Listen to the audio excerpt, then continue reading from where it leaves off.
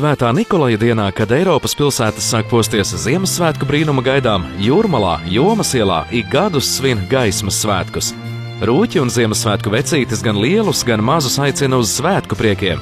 Skan mūzika un bērni salā sasārtušiem vaigiem iet rotaļās, dejo un priecājas no sirds. Elfi kareglītē bērnu izgatavotos rotājumus un vēl pavisam īsts brīdis gaidāms, līdz visā krāšņumā iedegsies gaismiņas svētku karalienē, Eglē. Un tad ir klāti gaismas svētku krāšņākais mirklis.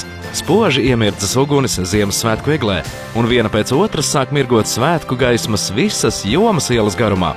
No ikdienas peliecības mēs esam nonākuši gaismas svētku pasakā, jo ir taču Ziemassvētku laiks, kur vieta tikai priekam un gaišām domām. Lai jums Ziemassvētkos mazliet sniega, mazliet prieka, mazliet laimes, mazliet mīlestības un mazliet dvēseles miera. Uz tikšanos Jūrmalā!